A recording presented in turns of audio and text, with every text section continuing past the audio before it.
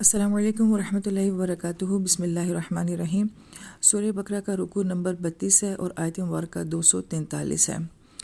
علماء کرام یہ فرماتے ہیں کہ سورہ بقرہ میں 4 موضوع ساتھ ساتھ چلتے ہیں۔ ایک احکام شریعت ہے جس میں عبادات اور معاملات یہ 2 موضوع آ جاتے ہیں، اور دوسرا جہاد فی سبیل اللہ اور اس میں انفاق فی سبیل اللہ اور قتال فی سبیل اللہ، یہ دونوں موضوع آ جاتے ہیں۔ تو اس طرح یہ 4 موضوع جو ہیں وہ تسلسل کے ساتھ سورہ بقرہ میں چلتے ہیں۔ اب جو رکوع آ رہے ہیں یعنی کہ رکوع نمبر 31 اور 32، اس میں جہاد کے موضوع کو ہی بیان کیا گیا ہے۔ لہٰذا جہاد کے معاملے میں ایک منافقین کا رد عمل یہ تھا کہ وہ جہاد کرنے سے کتراتے تھے، اور کچھ کمزور ایمان والے مسلمان بھی جہاد کرنے سے کتراتے تھے، اور اس کے پیچھے ان کی سوچ کیا ہوتی تھی کہ اگر ہم جہاد کرنے کے لیے جائیں گے تو ہم مر جائیں گے۔ اور چونکہ جہاد کے ساتھ جو ہے وہ ایک موت کا مضمون بھی ساتھ چلتا ہے، تو ان رکوع میں ہم یہ دیکھیں گے کہ جہاد کے ساتھ ساتھ موت کو بھی بیان کیا جائے گا۔ اور اس موضوع کا جو لب لباب ہے وہ یہ ہے کہ اگر کوئی انسان یہ سمجھتا ہے کہ میں جہاد کروں گا تو میں مر جاؤں گا، تو بہت سارے لوگ ایسے ہیں کہ جو میدان جنگ میں بھی غازی بن کے آ جاتے ہیں، اور بہت سارے لوگ ایسے ہیں کہ جہاد نہیں بھی کرتے مگر ان کو موت آ جاتی ہے۔ تو گویا کہ موت کا تعلق جو ہے وہ جہاد کے ساتھ نہیں ہے۔ لہٰذا آنے والی آیات میں ہم یہ دیکھیں گے کہ اللہ تعالیٰ نے موت کو بہت بیان کیا ہے۔ اس کے لیے ہم عیسیٰ علیہ السلام کا واقعہ دیکھیں گے کہ وہ کس طرح مردوں کو زندہ کر دیا کرتے تھے۔ ابراہیم علیہ السلام و نمرود کا مکالمہ چلے گا، اس میں بھی موت اور زندگی کی بات کی جائے گی۔ پھر عزیر علیہ السلام کا واقعہ بیان کیا جائے گا، جس میں پھر ایک پوری قوم کو جو ہے وہ مار کے دوبارہ زندہ کر دیا گیا تھا۔ پھر دوبارہ ابراہیم علیہ السلام کا ایک واقعہ بیان کیا جائے گا، جس میں وہ کہتے ہیں کہ اللہ پاک آپ کیسے کسی مردہ کو زندہ کر دیتے ہیں، تو پرندوں کے ذریعے اس کی حقیقت کو واضح کیا جائے گا۔ لہٰذا کسی کو موت دینا اور زندہ کرنا اگرچہ اس کا تعلق آخرت کے ساتھ ہے،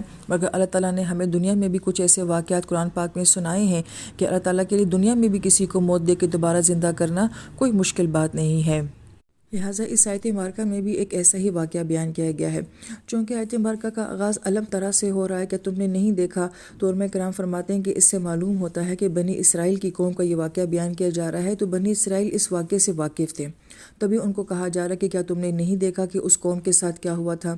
پھر یہ واقعہ بائبل میں بھی بیان کیا گیا ہے، اور امام طبری رحمہ اللہ تعالیٰ نے بھی اس کو اپنی کتاب میں عبداللہ بن عباس رضی اللہ عنہ کے حوالے سے بیان کیا ہے کہ بنی اسرائیل کے لوگوں میں ہزاروں کی تعداد میں کچھ لوگ ایسے تھے، یا تو وہ کسی دشمن سے مقابلے کے لیے کترا رہے تھے اور اپنا گھر بار چھوڑ کر چلے گئے تھے، یا طاعون کی وبا سے بچنے کے لیے وہ گھبرا کر اپنے گھروں سے نکل گئے تھے۔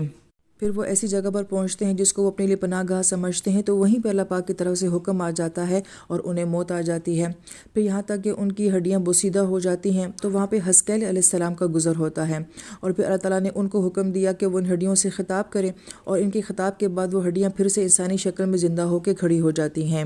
لہٰذا اس واقعے میں کتنی صداقت ہے، علماء کرام فرماتے ہیں اس کو حتمی طور پہ تو کچھ نہیں کہا جا سکتا، لیکن ہم بائبل میں بھی اس واقعے کا حوالہ دیکھتے ہیں، اور کچھ تفاسیر میں بھی اس واقعے کو بیان کیا گیا ہے۔ اب واقعے کی حقیقت تو اللہ تعالیٰ کی ذات جانتی ہے، لیکن اس سے جو مضمون بیان کیا گیا ہے وہ البتہ حقیقی مضمون ہے کہ موت اللہ تعالیٰ کے حکم سے آتی ہے۔ عین ممکن ہے کہ وہ میدان جنگ میں بھی نہ آئے اور گھر کے بستر کے اوپر آ جائے، اور عین ممکن ہے کہ وہ بیماری سے بھی نہ آئے مگر کسی عام بات سے بھی آ جائے، تو گویا کہ یہاں پہ موت کی حقیقت کو جو ہے وہ واضح کیا گیا ہے۔ اگرچہ یہ ساری وضاحت جو آیت مبارکہ کی بیان کی گئی ہے اکثر اور جمہور کے نزدیک یہی وضاحت ہے، لیکن کچھ اہل علم نے اس کی ایک اور توجہ بھی بیان کی ہے۔ وہ یہ کہتے ہیں کہ آیت مبارکہ میں کہا گیا ہے ان سے کہ تم سب مر جاؤ، اور یہاں پہ موت کا لفظ آیا ہے، تو موت کو 3 طرح سے بیان کیا گیا ہے۔ ایک موت تو وہ ہوتی ہے جو کہ حقیقی موت ہوتی ہے، دوسرا سونا یعنی کہ نیند کو بھی موت کی بہن کہا گیا ہے، اس لیے ہم دعا پڑھتے ہیں کہ الحمدللہ الذی احیانا بعد ما اماتنا، کہ اللہ تعالیٰ کہ آپ کی تعریف اس لیے ہے کہ آپ نے ہمیں موت دینے کے بعد دوبارہ زندہ کیا۔ اور تیسرا کہا گیا کہ روح کا مر جانا، کیونکہ ہم یہ دیکھتے ہیں قرآن پاک میں اللہ پاک نبی علیہ السلام سے فرماتے ہیں کہ نبی آپ اس کو ڈرائیں کہ جو کہ زندہ ہو، جبکہ آپ علیہ السلام جن کو قرآن سنا رہے تھے وہ تو زندہ لوگ ہی تھے۔ پھر فرمایا کہ لا تسمعوا الموتى، کہ آپ کسی مردے کو نہیں سنا سکتے، تو حالانکہ جن کو آپ سنا رہے تھے وہ مردہ تو نہیں تھے، تو کہا گیا یہ وہ لوگ تھے جو کہ روحانی طور پہ اخلاقی طور پہ اندر سے مر گئے تھے۔ تو یہ حضرات یہ فرماتے ہیں کہ اس آیت مبارکہ میں حقیقی موت نہیں ہے، بلکہ ان لوگوں کا اخلاقی طور پہ مر جانا، روحانی طور پہ مر جانا، کہ جب انہیں یہ حکم دیا گیا کہ تم نے اللہ تعالیٰ کی راہ میں لڑنا ہے، تو انہوں نے کہا کہ ہم سے نہیں لڑا جاتا، تو گویا کہ اللہ کے حکم کا انکار کرنا یہ اس بات کی علامت ہے کہ وہ روحانی طور پہ یا اخلاقی طور پہ وہ اندر سے مر چکے تھے۔ اور بعض علماء کرام نے یہ بھی فرمایا کہ اس سے مراد جو ہے وہ سیاسی موت ہے، یعنی کہ کسی قوم کا ہر لحاظ سے مر جانا، وسائل کا مر جانا، اور ان کا دنیا میں اقتدار اور اور ہولڈ ہونا، کسی طریقے سے بھی ان کی شناخت اور پہچان جو ہے وہ ختم ہو جانا، گویا کہ یہ بھی ایک طرح سے کسی قوم کی موت ہوتی ہے۔ اور پھر دوبارہ سے اللہ پاک کا کسی قوم کو زندہ کرنا، کہ اللہ تعالیٰ کسی قوم کو دوبارہ کیسے بیدار کر دیتے ہیں، اپنے قدموں پہ کھڑا کر دیتے ہیں، اس کو سیاسی شعور دے دیتے ہیں، تو گویا کہ اس سے انہوں نے یہ بھی مراد لی ہے۔ اگرچہ بعض علماء کرام نے اس کو قبول نہیں کیا ہے، وہ یہ کہتے ہیں کہ یہاں پہ اس کا اصل معنی ہی لینا چاہیے، یعنی کہ حقیقی موت ہی لینا چاہیے، لیکن بہرحال یہ مختلف آراء ہیں جو اس آیت مبارکہ کے بارے میں علماء کرام میں پائی جاتی ہیں۔ پھر اس آیت مبارکہ میں اللہ تعالیٰ فرماتے ہیں کہ واللہ ذو فضل علی الناس، کہ اللہ تعالیٰ تو اپنے بندوں پہ بڑا فضل کرنے والے ہیں۔ تو سوال یہ آتا ہے کہ یہاں پہ تو ہزاروں لوگوں کی موت کا ذکر ہے، تو پھر فضل کیسے ہوا؟ تو اہم بات جو کہ بارہا مرتبہ قرآن بیان کرتا ہے کہ کتنے لوگ ایسے ہیں جو کسی بیماری سے مر جاتے ہیں، یا جہاد سے مر جاتے ہیں، یا ایکسیڈنٹ سے مر جاتے ہیں، اور کتنے لوگ ایسے ہوتے ہیں جو کہ عام اپنی طبعی موت مرتے ہیں۔ لہٰذا اس بات کے اوپر بھی اللہ تعالیٰ کا فضل ہے کہ اللہ تعالیٰ ہر ایک کو اس طرح کی آزمائش سے نہیں گزارتے، اس طرح کی تکالیف سے نہیں گزارتے۔ اس کی مثال آج کے لحاظ سے دیکھ لیں کہ فلسطین کے لوگوں پہ کیا حالات گزر رہے ہیں، لیکن ہم تو اپنے گھروں میں آرام سے رہ رہے ہیں، کھا بھی رہے ہیں، پی بھی رہے ہیں، اپنے بچوں کے ساتھ ہیں، لیکن وہ لوگ وہاں پہ لاشیں اٹھا رہے ہیں۔ تو ہم پہ تو اللہ کا فضل ہے کہ نہیں ہے؟ حالانکہ ہم میں اعمال کے لحاظ سے تو ایسی کوئی بات نہیں ہے، اللہ کا فضل ہے کہ اس طرح کے حالات سے اللہ تعالیٰ نے ابھی ہمیں بچایا ہوا ہے۔ تو اس لیے اللہ پاک یہ فرماتے ہیں کہ اکثر لوگ اس بات کا شکر ادا نہیں کرتے کہ اللہ تعالیٰ نے ان کو کن کن مصیبتوں، آزمائشوں اور امتحان سے بچایا ہوا ہے۔ یہ وہ یونیک نظریہ ہے قرآن پاک کا جو کہ شکر کے لیے بیان کیا جاتا ہے، کہ شکر صرف کسی نعمت کے ملنے پر ہی نہیں ہوتا، بلکہ اس بات پہ اور بھی زیادہ گہرا شکر ہونا چاہیے کہ بہت کچھ ایسا ہے زندگی میں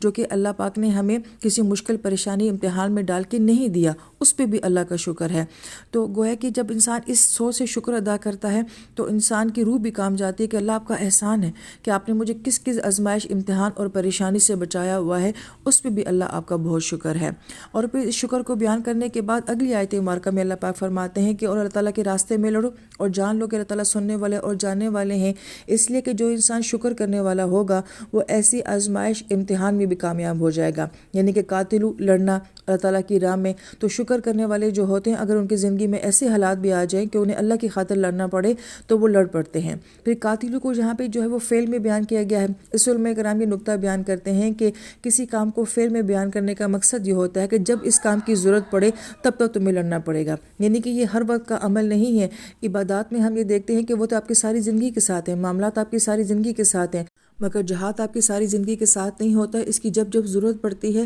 تب اس کو کرنا پڑتا ہے۔ اور پھر سمیع علیم کا کیوں فرمایا کہ انسان کوئی عمل کس طریقے سے کرتا ہے، کس معیار کے ساتھ کرتا ہے، یہ واحد اللہ تعالیٰ کی ذات سننے والی اور جاننے والی ہے۔ پھر آیت مبارکہ 245 میں اللہ تعالیٰ فرماتے ہیں کون ہے جو اللہ تعالیٰ کو اچھی طریقے سے قرض دے گا۔ پہلی بات تو یہ کہ یقرض اللہ کہا گیا جو کہ مضارع کا صیغہ ہے، اور مضارع میں یہ تاثر ہے کہ یہ انسان ہمیشہ نہیں مگر اکثر یہ کام کرتا رہتا ہے کہ وہ اللہ تعالیٰ کی راہ میں قرض دیتا رہتا ہے۔ تو کسی کام کا اکثر کرتے رہنا، خیر کے کاموں کو اکثر کرتے رہنا، اس کو مضارع کے صیغے میں بیان کیا گیا۔